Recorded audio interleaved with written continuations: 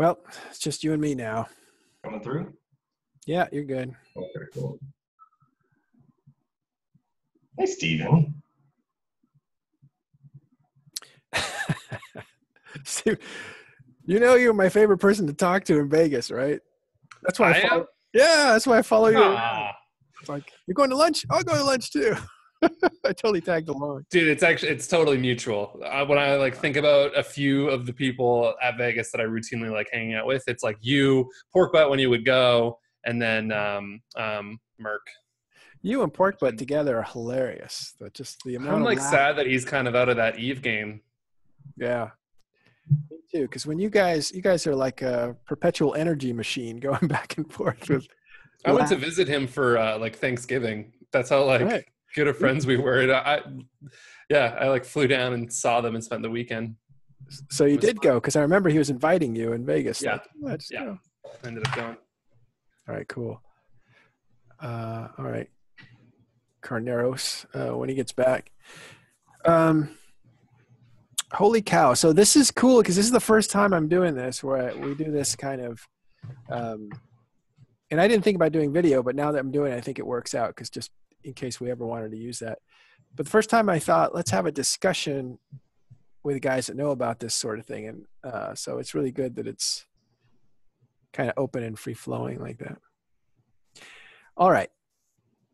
So in this second part, since now we've established that MMOs have real emotional meaning and are important, and they're also virtual, and all the parallels they have with real life and stuff. The question that we have for you guys, because you guys are writers, is like, why is it important to write about these stories? I don't know, even as opposed to other things, but first of all, why is it important to even record them? Andrew, if you... Oh, sure. Honestly, I wasn't sure we were recording. So the reason why I think it's important to record these things is because, I mean, where I come from in my youth is online video gaming. Like that's where I'm from. Like those were a lot of the formative experiences of my youth. Those were the things. Those were the people that I looked up to. Those were the experiences that I aspired to. You know, I wasn't. I wanted to try to get into games that I wasn't involved in. You know, a lot of games are very difficult to even get involved in. It's very difficult to become an EVE Online player at all, let alone someone of repute or renown. And so I think one of the reasons why it's important to document these things is because they're just really fun stories that represent the high watermark of what you can do in an online environment. And so to me, it's partially like letters back home. You know, here are the people that are accomplishing. These are like missives from the front line, or so to speak. Like this is what's going on deep in the bowels of the internet. And it's amazing and it's inspiring. And I think people want to read about that because they're also online video gamers and they want to aspire to do really unique and cool things inside of these games. And I find it really fascinating because, I mean, the kids who are growing up these days, they don't see as firm a distinction between IRL and virtual space the way that we do the way that we were raised. And so I think in a lot of cases, they grow up admiring people who are able to accomplish things in virtual environments and in esports and things like that. And so part of the reason why you want to document these things is because these people are folk heroes of the internet, and they represent this really unique vantage point on internet culture and on a unique subculture that was spawned within the game. Totally.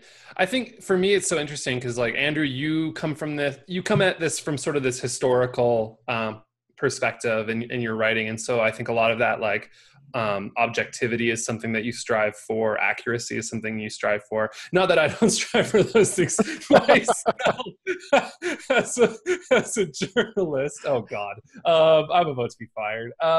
No, but for me, like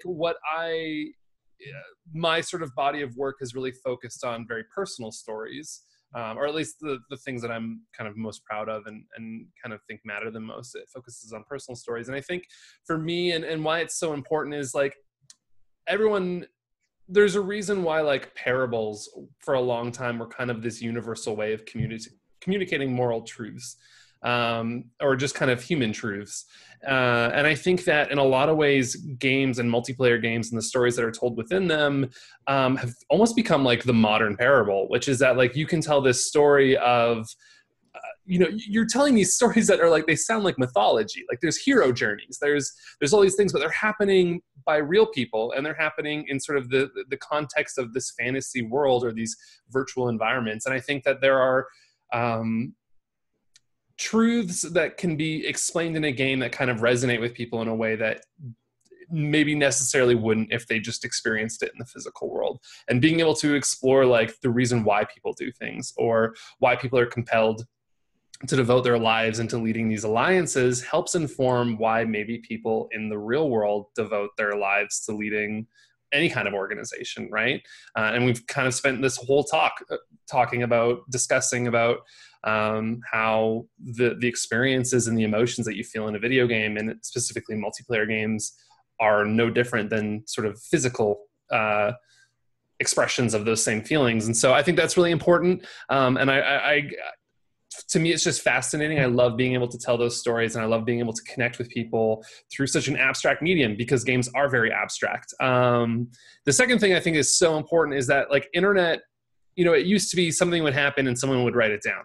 And then that thing would probably exist, hopefully would exist. I mean, there's the burning of the Great Library of Alexandria or whatever it is. Like there are times in history, like knowledge gets lost to the history, but by and large, like a lot of that stuff does progress forward. I think what part of the problem with the internet and sort of the mass white noise of information is that stuff, the stories are dying. Like they are being lost to time. And I think Andrew can probably speak to this, because I remember having a conversation with you being like, I can't even imagine trying to reconstruct the history of EVE Online, because so much of it happened in defunct forum posts and blogs and websites that no longer exist. And even when I'm doing historical sort of writing or reporting, and I'm having to like go to the internet way back machine and look up old websites and hope that like there's some version of this thing that still exists so I can like point to it. That's so challenging. And the problem is that the internet just doesn't care for permanence at all. It only cares for what's new and novel. And I think that's a huge problem. And so there needs to be an effort, in the same way why we need to preserve these games. When EVE Online dies and CCP flips the switch on the server, there needs to be an effort for people to preserve the game code, even if they have to emulate it and do it, against the law. Like you can't just let EVE Online die and then disappear forever because it no longer makes fiscal sense. And so I think, there's for me at least, there's the preservationist angle, which is these things have to be preserved, because if they don't, we're losing a monumental part of our culture of the 21st century. And the second part is just that these stories resonate with people, and they can tell us things about our lives that we might not necessarily understand. Yeah, I think there's absolutely an instinct to sweep our online lives like under, into a different circle of irrelevance. Like where we take this thing that happened to us, and we're like, it was irrelevant because it happened in an online environment, and it doesn't. That's not actually the way that things work. I remember one of the things that triggered for me when you were talking, Stephen, was I remember at one point I heard somebody talk about C.S. Lewis's writing and why it's a lot of it carries a pastoral theme, and they're talking about how it ties back to a certain part of the subconscious of his readership, right? Like a lot of them grew up in that pastoral time, even if it wasn't around still at the time that they were reading it. They grew up in that pastoral era of like dreaming of like running through the fields and chasing a butterfly or something like that. It's like, well, we don't by and large have that anymore in a lot of cases. A lot of people don't grow up in that setting, and a lot of times the setting they did grow up in was online environments. Like for a lot of us, we spent our adolescent years, like running across the bridge into Stormwind to go check the auction house and turn in our quests and stuff like that. And like those are a lot of our formative memories. And so I think these stories resonate for people, and partially because they harken back to a time in which they were experiencing those things. And it harkens back to something true in them that was formed during those experiences. So you're saying not only that we have good reasons to record some of this history, but there are emotional reasons as well, like that. For me, it's like that. I read these old stories from the first volume of your book, Andrew, and I feel like these are special lost moments. It's the same feeling when at the end of The Lord of the Rings, The Return of the King, where there's a scene where Arwen Evenstar has given up her spot on the ship at the Grey Havens to sail into the West. And she gives it to the ring bearer, which ends up being a loophole because more than one person was the ring bearer, and they each get a spot on the boat. It's pretty cool. But the elves are going away and they're leaving, and there's something magical about them, and it's being taken out of Middle Earth, and they're sailing away into the inaccessible West. And that's how I feel about some of the old history of Eve disappearing. And let's remember it somehow so it's not completely gone from our memories. Yeah, absolutely. I think that there is a sense in a lot of the older stories that I've written about and that I've talked to people about, there is a sense of Eve as like a half-remembered dream. That a lot of this stuff happened so long ago, and there are specific moments that are tied very acutely in memory and in time, but the rest of it is all foggy and hazy, and it has the air of like, I remember, like you're remembering a dream, like I remember there was a cloaked figure there, I don't remember exactly what was going on, it was all foggy, but I remember these very specific things, and it affected me. Yeah. It's such a fascinating thing. I'm thinking about it because I'm also like, you know, Andrew, you certainly have this instinct. I feel like I can relate to you in that I have this instinct of wanting to sort of like, for whatever weird reason, we're just wired where we're like, someone needs to write this down. Like this thing has happened. Are you writing it down? Do you have a pen? Because if not, I'll get my pen out and I'll write this down. Yeah, like it's really hard and it's frustrating and boring like most of the time, but I'm going to do it because at the end of it, you end up with something really amazing. Right. And what's so funny is we were saying like, okay, we're doing this because this is happening and it's going away and it's disappearing. And what first kind of sparked this thought was when you said for sort of people our generation, they might not have the feeling of, you know, running around on their grandfather's farm, but they might have sort of this powerful nostalgia for is running back and forth across the bridge to Stormwind.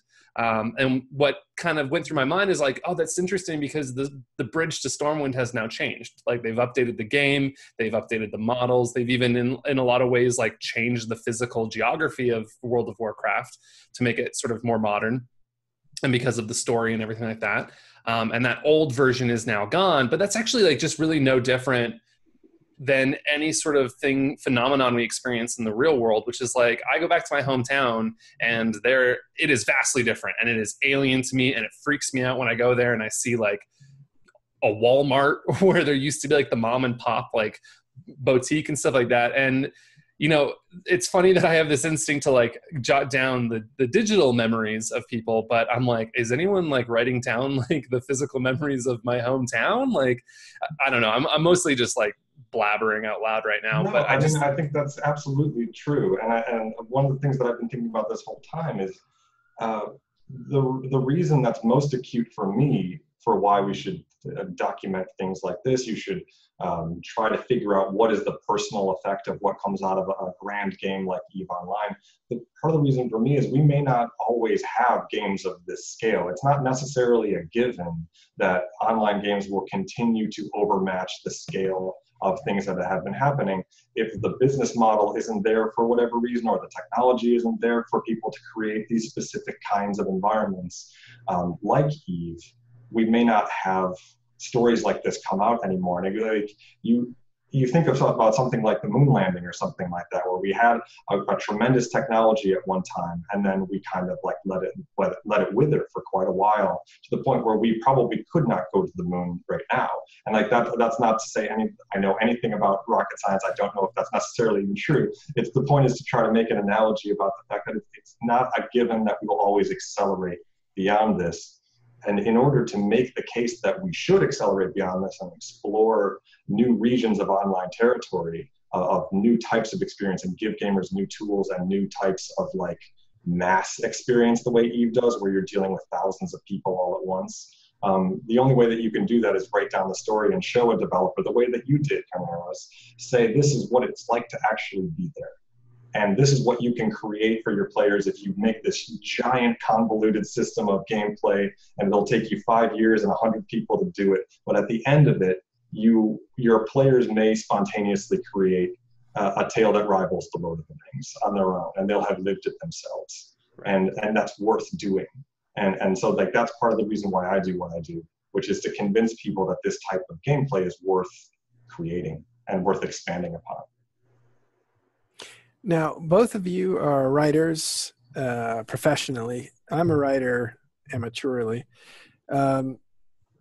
So I wrote for Eve News 24 at first, just to break in. And my story that I told when I was speaking in Las Vegas was that I wrote an article that was roughly personal because I was going through it. And so I felt like my alliance was being contaminated by trolls and it was wrecking the place. And sure enough, it did. And I wrote it and I put it out there as kind of a fuck you back to the guys that were ruining it because I didn't have a voice inside of it. Or I was banned from the forums for complaining against the trolls. So I was banned. So then that was my outlet to put it on the news out there and to say, hey, this is happening. And it's too bad that this alliance is wrestling for its soul. And I'm a terrible writer structurally, but there's a lot of emotion there. And there was this guy that wrote back, hey, that was a good read. I'm sitting here in London at a cafe. Thanks, for that. And it was like, wow, I resonated with that guy, and he resonated back, and it's kind of like we're feeding off that. And then another guy would say like, oh, I'm in Florida on the beach. That was a great read. And so it kept going of like, we're sending signals to one another about something that we have in common. And that led to a lot more writing. And that writing, I did 100 articles for Eve News 24. I did like the Brave story and the Odyssey of Eve Vegas and all these like really cool stories. And then switched over to, at the time, the Matani.com and wrote for them and wrote the war against the war between Iwan Isk and SMA, which was a huge piece. We did a piece on scandals for, there was this guy that was what's it called? Not honey potting, but tricking guys to give him money because he posed as a female. I forget what that's called. And he was very successful in the past in real life doing it to other people. And we caught him trying to do it to Eve, and he was about to get away with it because people were starting to send him real money. And so we investigated that and blew that down. So the point is, it was all written. All this stuff was written. So what is it about writing that somehow is what you guys do, as opposed to streaming it or doing talk shows or that kind of stuff? Well, I think writing right now is just, it has the historical significance. And so it's coasting on that, which is that writing has been traditionally the way we make a thing permanent, which is that we mark it onto something physical and then it stays there. I think streaming and podcasting especially, or just any kind of audio recording, we are quickly seeing is becoming another de facto way of storytelling. And it's great because it captures all of the power of oral storytelling, which was another way of passing information along historically. Generations would tell their myths and their creation myths to their children. They would get passed along, but then they get adapted and changed. And now we're kind of doing that with the podcasting is just oral storytelling in some really cool, fascinating ways. So I think for, at least for me, I don't know if it's anything, maybe Andrew or Rick has a better answer to this. I don't think it's anything necessarily mystical or incredible. I think it's just writing's what we've always done. I actually disagree. I think there is a mystical quality to it in a certain sense, because it's kind of the same effect where if you ran out into a battlefield with a cell phone and tried to live stream that war, you wouldn't do a very good job. You would probably see the grass and right. Maybe a couple of people. But if you were to zoom out and take in all of these stories and distill all of those stories into a coherent story, then you can take a perspective that no individual person has. And so when you write all that down, I guess you could deliver it in a prepared statement and on a teleprompter or something like that and tell the story orally. So the written part of it isn't necessarily super important. but it's the process of taking in all of those different perspectives and providing a perspective that is above all of those perspectives that no individual actually lives through. You know, nobody ever actually experienced the events that happened in Empires of Eve. They were somewhere in there and experienced some small perspective that's tucked inside there. But nobody experienced all of this stuff in this order, in this way. And so like storytelling gives you that opportunity to tell a story that doesn't exist but is factually grounded. And that sums up can sum up thousands or millions of people's stories. So I'm actually super glad you said that, because you're absolutely right. Yeah. I take back what I said. A big part, you didn't want to be elitist, I get it, but it is an art form, because it's not the writing or the grammar, it's the filtration and the gathering of the story and the prioritizing of what's important in it. And I think that's where the artistry is, and you guys are both really good at that, is bringing out the interest part. Yeah, I mean, and I think that Eve is a game that lends itself particularly well to being written about, because the moment-to-moment passage of time is quite slow, and the individual experience of the game is quite slow. And it takes someone zooming out and telling a story that takes place over years, and involves lots of different people to actually get at what those people are seeing from their perspective. The reason why they're there is because they see this big thing happening, but they don't really know exactly how to describe it. And the writing part to me is describing what's in the center of everybody's perspectives, like what universe is being created at the confluence of everybody's imagination, and what did it feel like to be connected to that like orb of knowledge. Yeah, even CCP, Fozzie or Josh says, nobody knows Eve. Like, nobody has it all. It's disseminated between thousands and thousands of people. Everybody has a piece of the puzzle, but nobody has the whole thing, the whole understanding of it, or the whole history of it and stuff. And so that, yeah, well, I think writing is the premier way to take in EVE Online. I've watched a lot of streams. I do a talk show, and I always feel like I want to get back to writing, even though I do all this other stuff, because it just time permits it a little bit easier and stuff. And it's nice to have the feedback of a live audience and that kind of stuff. But it's weird. It's like my dad moved here from Mexico. I was born here, but he moved here, and he kept saying his whole life, like, I want to go back to Mexico at some point. Even though he didn't make it, he died here. But there's always that romanticism of going back to that, the medium or that represented something to you. Right. I think with EVE Online, it's in a large part of it is that it's almost practical in a way, which is that EVE is more than any other game. EVE is very abstract, and it just doesn't loan itself well to watching. So like, people, when a big battle's happening, and I'll post something on PC Gamer being like, watch this live stream. Usually it's yours live streams, actually, David, but I'm like, this live stream and watch this Keepstar get exploded, right? And people tune in, and if they don't know what EVE Online is, they'll tune in and they'll just be like, I am watching a million red dots moving at like 1/10 their usual speed, doing nothing perceivable or understandable or appreciable. And that abstraction, and then they're like, what is this? EVE is so boring. But then it's so funny, because then those same people will respond to like a feature that I write on profiling someone or covering that same battle, but explaining the battle and explaining sort of the human element of that battle. And that's when the gears start clicking. And so I think you're right. Like, your instinct to kind of want to go back to writing about EVE, I think, is very natural, because I think writing is probably the best medium to talk about EVE. Writing has an advantage too, that you can do it after the fact. If a moment happens in EVE and you didn't realize it was going to be a moment till it ended, you didn't record it, because you can't record everything. But I'll give you an example.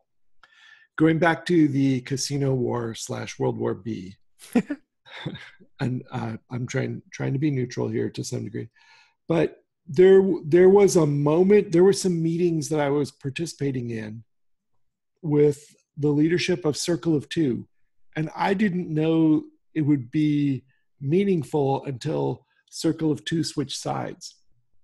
So there was a dark, shadowy figure meeting when it's, it was Gig X and Da Vinci and myself in a conversation, and we're discussing things very broadly, and I'm not picking up on hints.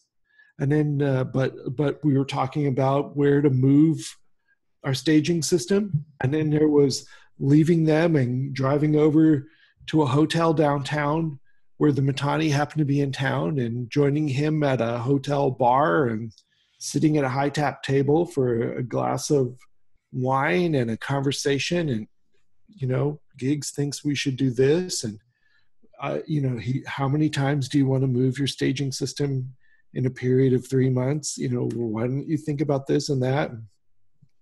And then the next day, driving to have lunch with the leader of Get Off My Lawn and discussing what our options were. And I didn't realize these moments were going to be as poignant and meaningful as they until CO2 flip sides. Okay, now I get it. Now you put it together. And now your options are write about it, or just lose those moments.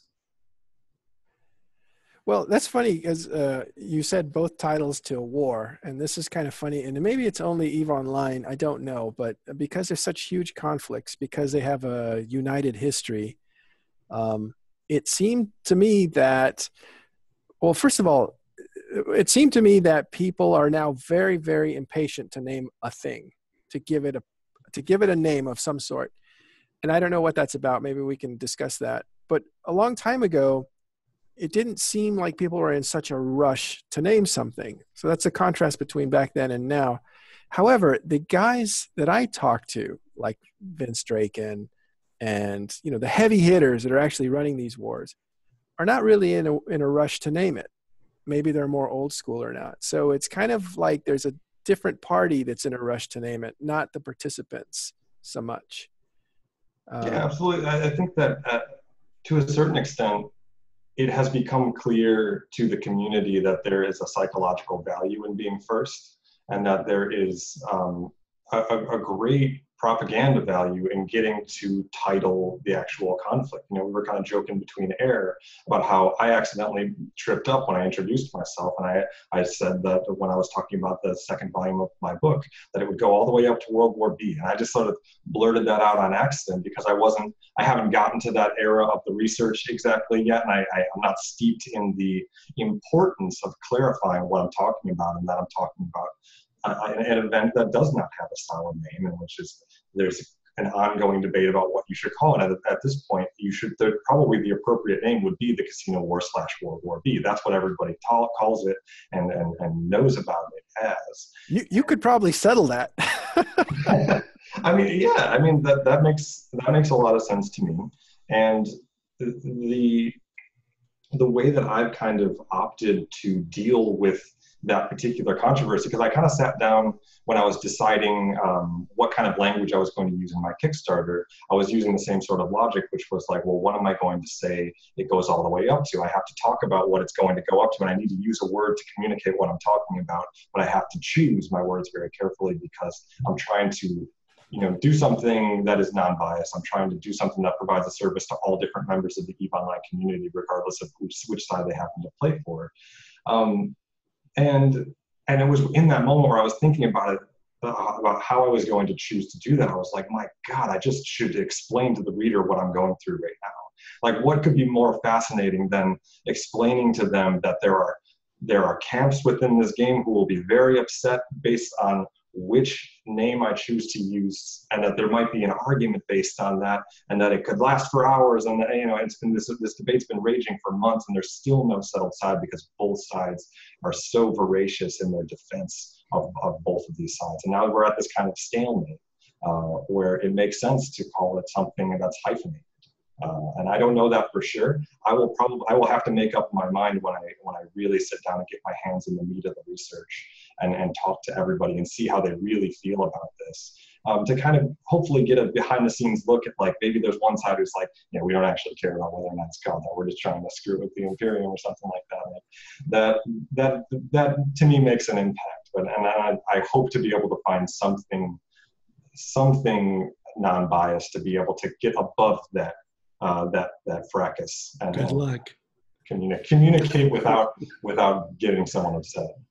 What's so fascinating to me about this conversation, and not to like, I feel like I've been like trying to hammer this point home as if like people are listening to this right now and being like, I still don't get what they're talking about. But like the parallels that exist between things that can happen in a virtual world and things that happen in the real world.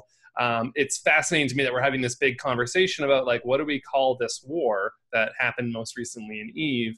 And I'm thinking in my head, like, when did people get together and start calling it World War II? Because certainly when they were living through it, I can't imagine, and I'm not a historian, but like, it wouldn't surprise me that like at the outset of World War II, people weren't calling it World War II because it wasn't a world war yet. It was only in retrospect, once all of sort of the pieces fell together, that I think the scope and the magnitude of it started to make sense. And I think, you know, for all we know, there was probably like, you could go and find newspaper headlines of people calling it like, I don't know, some sort of like highly propagandized name, because that's the power of owning that title, right? And yeah, Andrew, you made an excellent point, which is that like naming these things gives power.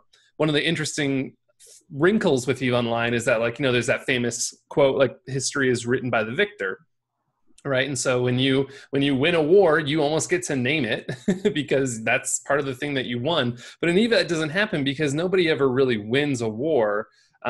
Those people by and large still exist. They still have an opportunity to rebuild because the weird, fascinating thing about EVE Online is it's actually kind of a game about immortals constantly warring over nothing. And the only way that you really like, yeah, the only way you really win in EVE Online is to force your enemy to become so bored that they stop putting up a fight. Like you erode their morale. And so like, that's a parallel that doesn't exist in the real world, because you can very easily just murder the enemy, the other side, and then there's no one to dispute your version of the truth. Or you humiliate them out when they rage quit and leave.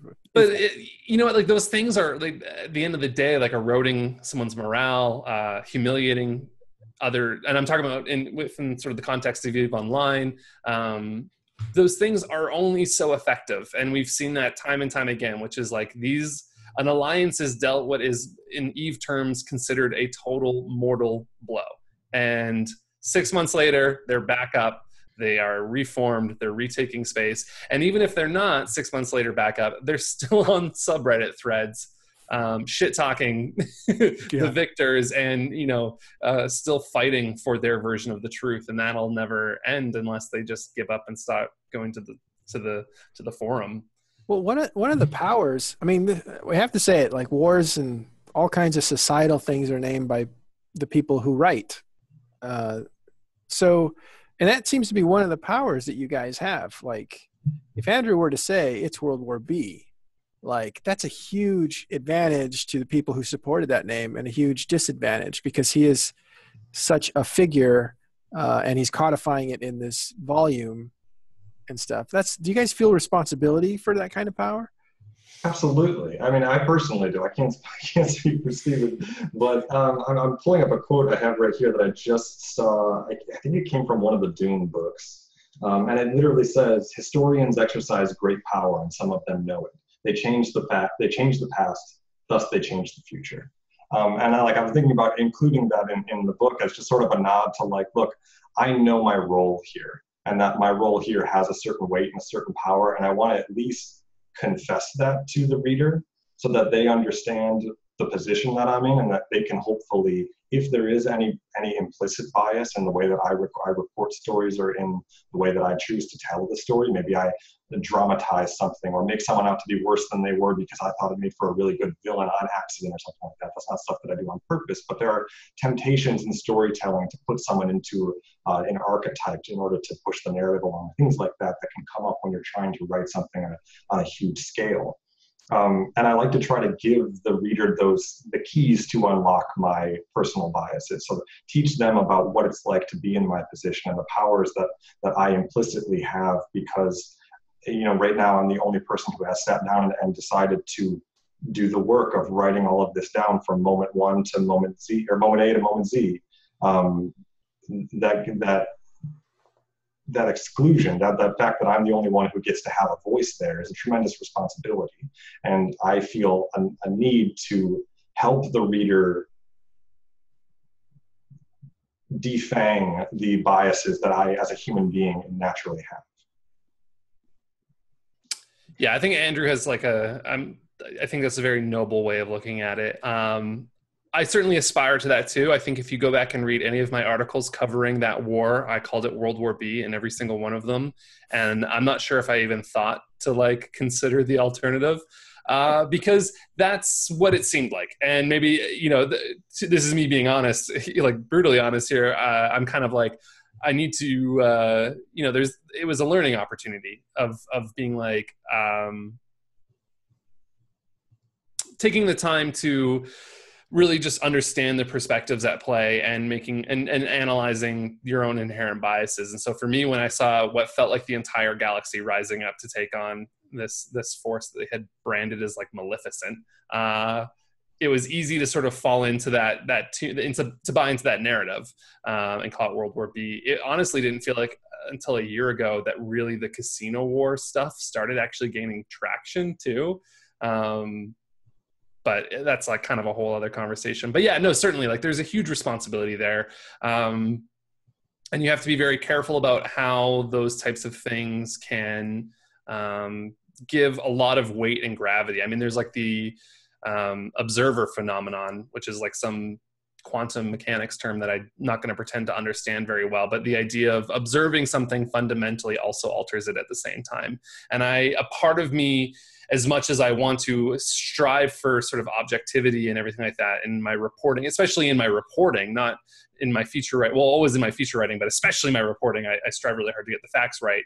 I also kind of embrace the idea that by merely reporting on this, I'm going to change events. And I think we've seen that in EVE Online in really clever ways, like Pro God Legends' $1 Million War gambit was him fundamentally understanding that if he gets sort of enough observers to look at this thing, he stands a really good chance of changing the outcome of it. And it was kind of a huge tragedy that it didn't work out that way, because if it did, it would have been one of the greatest tricks ever played in a virtual world.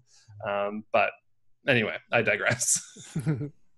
Well, that was the publicity that came from that was basically it turned it. I was doing live broadcasts for that fight. We had 11,000 people watching it, so definitely it hit a nerve in other places too. I think there were like 10,000 people that were a part of that fight in one way or another around that theater.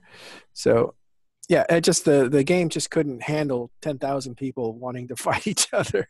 We're not. Yeah, which is a shame, because that really could have been like a flashpoint, life-changing moment for EVE Online if that battle hadn't gone the way that it had. So Yeah. Well. Yeah, I mean, to me, the stuff like that though is what it does to me is it makes me like kind of faint thinking about the future of online games and online worlds and stuff like that. Thinking about, I mean, all this stuff came from a few dots on a screen like 35 years ago. It's not that long of a period of time. And it's really tempting to wonder, if we're able to continue advancing this technology and playing around with these types of experiences, what might we be able to do in 35 years? It doesn't strike me as strange at all to wonder if we could have a game like No Man's Sky at the scale of EVE, but that like streamers could like play at the same time and invite their audiences in to come and like be part of things. Like there's all these different things that are happening right now with gaming technology and with gaming experiences in EVE that it's humbling to consider what we might be able to achieve in the medium if this is stuck with, if people really keep pushing this and trying to explore the frontier of what's really happening here. Like fights like that, when people see that, it's inspiring to everybody, and that's why people show up even though there's not much happening on the screen, is because they can feel the gravity of it. And that to me is just, again, right. humbling. Yeah. One of the things I think is so cool, and this kind of relates to what we were talking about, David, when you're asking us about like why write this stuff down. Something that I kind of didn't get around to saying, but I wanted to bring up was also this feeling that like, in the same way that like humans look back, like we look back on our history, and there's like missing links in our growth and our evolution as a species. I feel like right now where we're at as a society and a culture, and maybe this sounds like so stupidly altruistic, but I really believe this, that like where we are right now we're one of those missing links, or we could stand the chance of being one of those missing links, in that we are transitioning from sort of this analog pre-internet society into this digital society, and we haven't fully sort of stepped into that evolution yet. Like what Andrew is describing can be even taken like, you know, you can read some of the most imaginative science fiction, and I feel like it sort of grasps at some of these truths that we could be seeing in the next 100 years, which is, what's it like when people play these games full time? What's it like when these experiences become not such an abstract dots on a screen, but they are like visceral, lived in experiences of people fighting in cockpits and like shooting one another and living out these battles in a very real way, as sort of technology progresses. And I think what's really important, and sort of my conviction in wanting to write as much of sort of I want to write reflections of our sort of culture as it exists right now, is because I think it's going to be important for people to look back on this time, which is like between, you know, pre-internet and post-internet, and this era we're in right now, as people are struggling with how to adapt to social media. And we're seeing things like entire elections being swayed because of social media and internet narratives and stuff like that. And it's all like a lot of growing pains. And I think it's going to be really useful to sort of have as much of this information as possible written down so we can study it and understand something about ourselves. Anyway, that like got really no, out that's of control. No, because gaming is social media, isn't it? I mean, you have community plus content. Yeah, I mean, it absolutely is. I mean, there's a very real argument to be made that Twitter is basically just a multi-user dungeon on the grandest scale possible, that like all the world's leaders are now playing at the same time. And it's again, like I know that this is just sort of me being fanciful and having fun thinking about all of this, but I don't think it's that strange to consider a future in which a social network that is much more sophisticated, that is an actual virtual environment, might have these people acting out and playing inside those environments instead of, you know, Twitter. It sounds like a Black Mirror episode, but I love it. There are great things inside of Black Mirror episodes. We just need to be good parts and cut out the bad parts. Learn from Black Mirror. Yeah, there are some dark things there for sure. Yeah. So you're going to handle the naming of things. You're going to give people insight into the complexity of even naming a thing, which is very interesting that you have to deal with that. And then from me, where I'm a player of the game, right? Like I actually have a side I've picked, and I work for Carneros as a player of the game. We both kind of work in this media. How do we exercise responsibility? Because we're the gateway to legacy, right? I mean, Stephen and Andrew are much more the gateway to legacy because they codify it in a neutral way, which gives it a lot of legitimacy and everything else. But Carneros, my friend, you and I, we pick who we get to name and talk about on the show that people listen to. Discussions where we try to pick balanced sets of guests that are compatible with each other, that can be set on the stage at the same time, that will share multiple viewpoints of a situation, and one won't stomp on the other, perhaps. And it's funny, and we're on opposite sides of this conflict, and we bring our biases with us to the discussion, and we're also friends with each other. It's an interesting mix. Yeah, I mean, honestly, Matterall, you do an amazing job with Eve. Like you covering, like, and Imperium News, honestly, just does a really great job. And the Twitch streams that you all do are the things that I watch when this stuff is all actually happening. Like I was in your Twitch audience just the other day for the big fight that went down. And so like I watch the things that you all do, and it's very clear that you take a lot of pride in it, and you actually do approach this from a serious perspective and trying to do justice to what's happening here. And it's clear that you all experience a certain sense of responsibility to do this correctly. And yeah, I mean, that's all there is to it. I think that you all actually do a really good job, and I follow the stuff that you do. Thanks, man. I really appreciate that.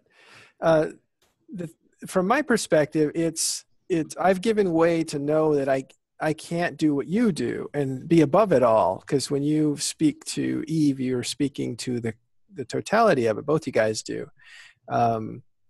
When I write, I've already given in that I'm going to be considered somebody with a biased point of view, even though I've always written sometimes more critical of my own side than the opposite side. And it goes back and forth. But the point that I made in an article about bias a while ago was that you're going to go left, and then you're going to go right, and then you're going to go right again, and then you're going to go left. And it's going to be like this back and forth. But if you pull out far enough to get perspective on the range, the body of work, all the hundreds of articles I've written, it looks like a straight line because, you didn't continue to go in one direction or another.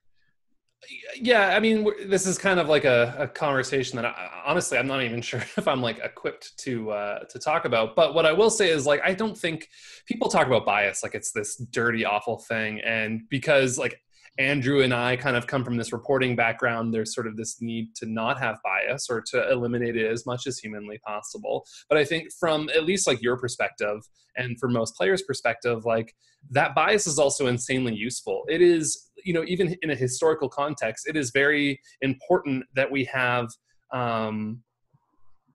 like books from people who supported like bad regimes throughout history. It's important that we have this perspective into both sides. Even if we disagree with it for a variety of reasons, it's very valuable. And so I think people need to not be afraid of their bias so much. And especially if they're just average, common, civilians, for lack of a better word, if they're not like part of the media who have sort of a responsibility, own that bias, man. Like, Yeah, I mean, absolutely. Like, owning your bias is a lot less biased than not owning your bias, right? Like pretending you don't have a bias is just being ignorant of your biases. And so like, that's why what I do in my work is I really try to just be like, try to identify moments where I do have bias and just sort of back up and be like, okay, let's take a moment to unpack this. I am this person and I come at it from this perspective and I had this interaction with this person and that might color my perspective. You can kind of decide on your own. And that's really all that you can do, because your reader comes to it with their own biases and they're reading things. I mean, like when you've just written words on a page, there's all kinds of levels of interpretation that people can do about what you've actually said with those words and what you meant with those words. And so pretending that you have like a one-on-one like mind meld situation with all of your readers is just absurd to begin with. And so right. I just try to pack as much information about true things, about what's true about my perspective, about what I'm trying to say here, to hopefully give the reader enough vectors of approach to grapple with this all and understand my place in the story. Yeah. The reality is nobody groks shit. Like everything, nobody truly understands anybody. They just think they do. And I think, yeah, like what you're saying is like, oh, this article goes this way and this article goes the other way. I'm critical here and I'm supportive here. But if you look at the grand scheme of things, it's a straight line. I think, you know what, screw it. Even if it's not a straight line, who cares? That is perfectly allowed and it's valuable. And it's just as important to understanding the context of a thing as having sort of the objective unbiased accounts. Like, when we look back on history, it's important that we have sort of historian perspective, but it's also important that we have the human perspective. It's important to have, you mean the smaller perspective. Yeah, like the in the moment perspective. It's important, like, you know what I mean? Yeah. Our understanding of history, and I mean, this is something we've talked about a lot, but our understanding of history is significantly diminished if we only have the objective perspective. If all we ever had was textbooks on World War II, we wouldn't understand World War II that well. But because we have an insane wealth of literature written by like Jewish people who survived the Holocaust, that gives us a profound perspective that we might never have anyway. And that is an inherently biased work, right? Like, there's going to be biases there, but like, it's important that we embrace those biases. Yeah, and I mean, if you're somebody who is writing for a media outlet and you think that you don't have any biases, consider that you're essentially writing on a typewriter above like a crowd of 100,000 people who are all waiting to see what you type. And if you think that doesn't affect what you decide to write, you're not paying enough attention to yourself. because like knowing that all of those people will read it and form judgments about it, and you know, that they want you to say certain things, that influences what you ultimately decide to write. And so it's such a tempest of emotion and of bias that there's trying to get through it without bias. It's a fool's errand. Alliance leader in Eve has this experience a little bit too. If you send an Eve mail out to your entire alliance, if you send like a global one to the whole group, you have to write it at the same time simultaneously to two audiences. So you have to write what you want to say to your people and what you want to say to the hostiles that are following your narrative through spies in your organization. So you have to write something that will feed Group A without feeding Group B. And there's a certain balance to what you can write, and a certain point at which you can't give any more detail. But you want to hook in Group A without supplying morsels to Group B. And the trick is to keep an eye. And the one thing that helps me do that the most was media training from video game business days for how to talk to press. I love that. On mission, how to stay on message, and how to you know, those lessons and those classes is the thing that helps me write those things. Leverage in your real life. That's what makes. What else can you do? Powerful. Well, awesome. Is there anything that's on your mind that you want to say? We've covered a really bizarre range of topics. Like the fact that we have gone from talking about, like earlier, we were talking about having sex in World of Warcraft, and then this as ended a furry. As a furry, and then this ended with a very like weird conversation about the role of bias in historical reporting. So I don't even know. I have nothing left to say. You're done, right? Like we've gone the range of tangents, but the reason that we brought up this last part is because there's a whole generation built on top of generation of writers and performers, and now streamers are kind of the newer thing, that are all kind of taking cues from one another on how to behave and what's important for somebody to write. I had a very specific instance where I wrote about bias because it was during Casino War, World War B, that I wrote that, because I belong to both. I belong to the one side in the game, and I'm writing for the other side in real life, and so I was right in the middle. But so, you know, people are still writing about wanting to be the news service that is unbiased, like, and then they tackle it in different ways, and everybody's very smart about it, but it's still a thing. Like where I don't care that much about the bias. I care about a good story, except that I don't want to overrepresent my position as a player. That's the one thing that I try to like rein in, to make sure that people don't think that I'm speaking for more people than I actually speak for. But I think it's important because it's constantly teaching the next generation of people who are going to be writers and stuff, like, you know, what to worry about, what not to worry about. But it's been another great hour of, you know, talking to you guys. Thank you very much for giving up so much of your time. Yeah, thank you so much for having us and for putting this together. Like, I really enjoyed the conversation, and honestly, like I said, you guys do a great job, and I am like, I've been in daily news reporting, and I've done journalism work, and I've done the things that you all do for free. I've done that as a job, and it was hard, and it was like burned me out, and like made me not want to be a part of journalism ever again and stuff like that. And so like when I see the kind of things that you all do, where you're, you know, covering an 8-hour fight or something like that, or you're trying to untangle all of these stories for people in a way that's if it's not free of bias, is like relatively responsible. I think that's really noble. I think it's really difficult. And anyways, this has been a really great conversation. I'm happy to be a part of it. Thanks. By the way, if I was paid for doing this, I probably would have quit a long time ago. You think? Yeah.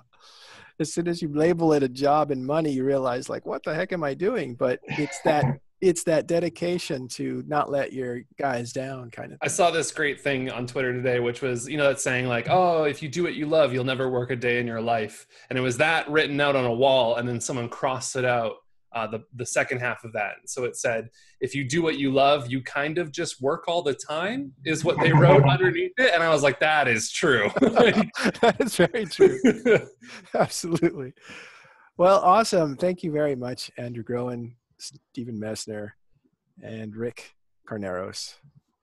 This was a great couple hours talking with you guys. We'll do it again sometime. I'd really like that. After your book comes out, we're all looking forward to it. Yeah. I'd really like that. Thank you. I'm hard at work on it. It's going to be many months of kind of like nose down interviewing and writing down trash and feeling a lot of feelings about myself, and then trying to make it into a book that's actually worth reading. And so it's going to be a long 6 months, but I'm really excited about it. It's been extremely fun so far.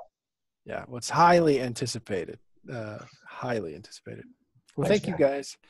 Very much appreciate you guys coming on. We'll do this again sometime, and we'll see you next time.